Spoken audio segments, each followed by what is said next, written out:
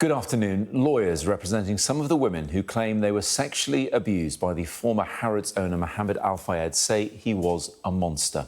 Speaking at a news conference this morning, the legal team said they were dealing with one of the worst cases of corporate sexual exploitation the world has ever seen. Al Fayed died aged 94 last year and is being accused of rape and sexual assault by several women who worked at his department store and elsewhere. Let's take you through the main allegations. 5 women have alleged that they were raped by the former Harrods owner. At least 15 other former employees have accused Al Fayed of sexual assault. Some were as young as 15 at the time. The alleged assaults were said to have taken place in London, but also in Paris, Saint-Tropez and in Abu Dhabi. The legal claim accuses Harrods of covering up the abuse and says the organisation showed an abject failure of corporate responsibility. Barrister Dean Armstrong KC, one of the lawyers representing some of the alleged victims, set out the details of the legal claim and a warning that you may find some of what you're about to hear distressing. I have many years of practice, and I have never seen a case as horrific as this. This case combines some of the most horrific elements of the cases involving Jimmy Savile, Jeffrey Epstein and Harvey Weinstein. We will say it plainly, Mohamed al Fayed was a monster.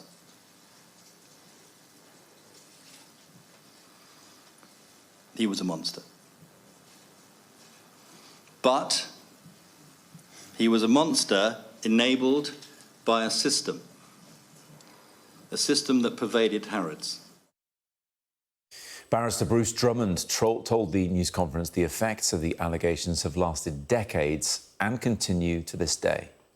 You must remember that when you're looking at this type of case, that it's not just something that happens and then goes away or they get over. This has life-changing and lifelong effects on these dear ladies. Some of the survivors even ended up in psychiatric care. Some have been able to have intimate relationships. Some continue to suffer from nightmares, depression and anxiety. Also at the press conference this morning, a woman describing herself as a survivor of Mohamed al Fayed's alleged abuse. She was called Natasha.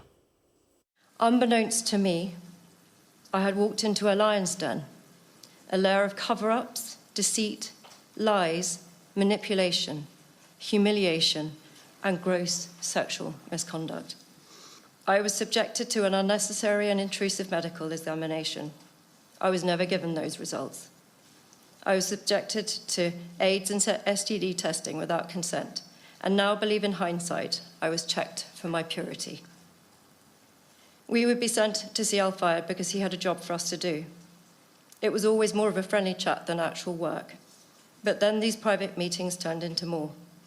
A forced kiss, his hands gripping your face to his lips, or pulling you down on his lap, where his hands were free to explore any part of your body that he wished. These incidents lasted seconds, but the fear instilled left me paralysed. That was Natasha. In response to the allegations, Harrods said in a statement, "We are utterly appalled by the allegations of abuse perpetrated by Mohamed al Fayed. These were the actions of an individual who was intent on abusing his power wherever he operated, and we condemn them in the strongest terms. We also acknowledge that during this time his victims were failed, and for this we sincerely apologise. We're doing everything we can to fix this." The Harrods of today was a very different organisation to the one owned and controlled by Al Fayed between 1985 and 2010. It is one that seeks to put the welfare of our employees at the heart of everything we do. Sky Shaman Freeman-Powell was at the news conference earlier on and joins me now. And Shaman, it was incredible to hear a lot of what was said in the room, and also in the room, not just Natasha, but other survivors of the alleged abuse of Mohamed al Fayed as well. That's right. We heard there from a survivor, Natasha, who waived her anonymity, bravely waived her anonymity. So those of us that were in the room could hear a little bit more about what she said that she experienced whilst working at Harrods department store. But as you said, there were around 20 other women in the room as well, listening to her and to the lawyers who also spelled out some of the claims that they have been investigating. Those lawyers also saying that since some of these allegations have come to light, even more women have come forward with more allegations. We heard today accusations against Mohamed al Fayed, the billionaire that used to own Harrods, includes serial rape, attempted rape, sexual battery and sexual abuse of minors. But the lawyers representing those survivors today told us that as al Fayed died in 2023, he never took responsibilities for his actions. However, they say they are determined that Harrods does. They said that Harrods failed to intervene and to help cover up some of these allegations. We also heard from barrister Bruce Drummond, who said this was one of the worst cases of corporate sexual exploitation that he and perhaps the world has ever seen. We also heard from US lawyer Gloria Allred, who said that this case combines some of the worst elements of cases involving Jimmy Savile, Jeffrey Epstein and Harvey Weinstein. She says that it reminded her of the case against Savile because the institution, they say, knew about al Fayed's behaviour. They say it reminded her of cases against Epstein, as a procurement system was in place to source women and girls. And they say it reminded them of the Weinstein case because it was a person at the very top abusing their power. He was often described throughout the course of today as a monster. We heard a little bit there from one of the survivors that spoke up at this press conference, but she spoke in detail about how she felt when she first got a job at Harrods at 19 years old. She said she couldn't believe how lucky she was, but unbeknownst to me, I had walked into a lion's den. She spoke about having medical examinations, sexual health checks even, and that information being shared amongst colleagues. She also spoke about having an incident or experiencing a sexual assault in a private room of Mohamed al Fayed. She spoke about managing to push him away and how he had laughed at her when she was clearly quite distressed at this ordeal. And she also said, like other victims that the lawyers represent, that when she had experienced this, she was told that had she spoken out about her experience, she could face consequences. The lawyers saying that many of the women that experienced this abuse were told that their families' whereabouts were known. Throughout the course of this press conference, there was some real harrowing detail being shared here, but the lawyers representing survivors say they wanted to share this as they believe victims deserve meaningful accountability. I asked the lawyers representing survivors what this meant. Meaningful accountability means having a proper voice and having the ability to tell your story, to tell your version and to tell the facts as they were without fear of threat. We are not going to sit here and accept any suggestion that we are only interested in money. This is about much, much, much more. Now, they say that since these allegations have come to light, that they've already spoken to around 37 victims, which they now represent. But they expect that there will be many, many more out there. And they hope that once they've heard some of the details of today, they will also come forward. And Shaman, of course, in the press conference, a lot of focus on Harrods, or at least the Harrods owned by Mohamed al Fayed at the time. But questions being asked too of both the Crown Prosecution Service and the police.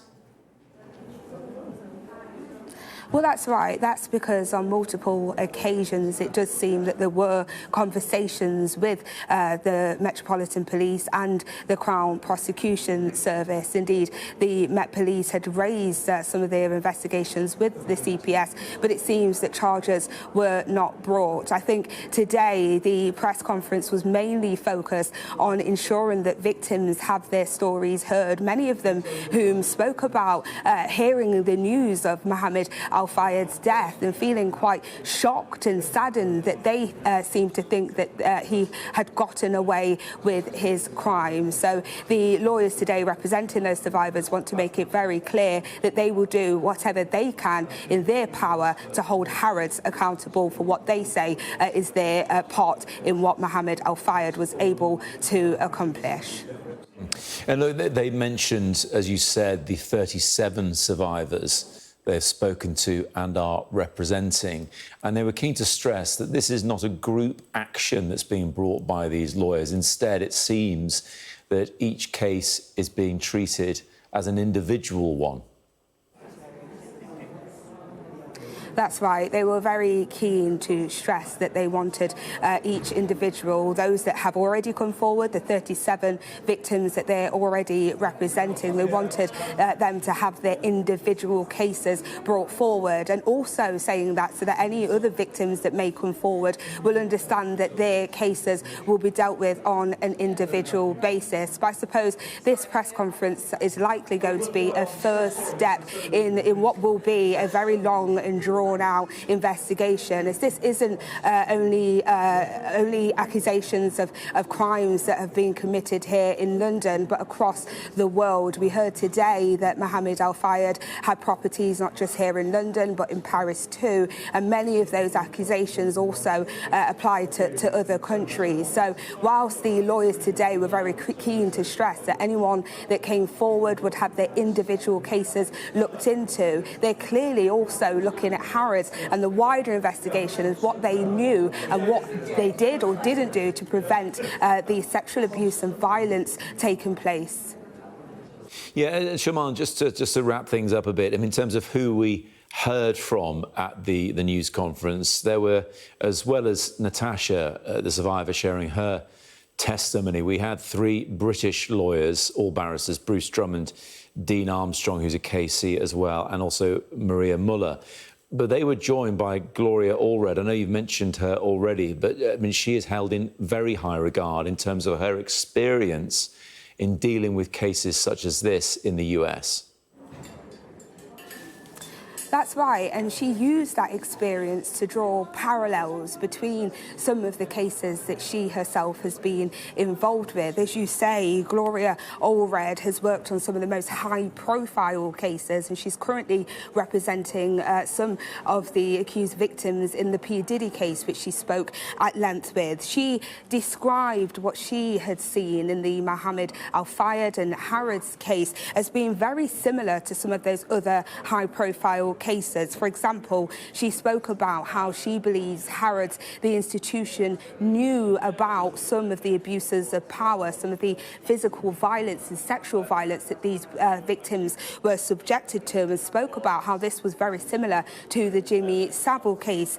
She also spoke about the Epstein case and how, from her experience speaking to victims about this procurement system that was in place, how that was very similar to some of the details she'd heard about the Mohamed al Fayed case. And she also spoke about Weinstein. We know, don't we, that Weinstein, many of the victims spoke about him abusing his power, being at the very top of an organisation, and how this case also had links to that too. And she did describe Mohamed al Fayed as a monster. She also said that she has decades worth of experience speaking with survivors, supporting them to bring about these cases, and this too was one of the worst that she had experienced.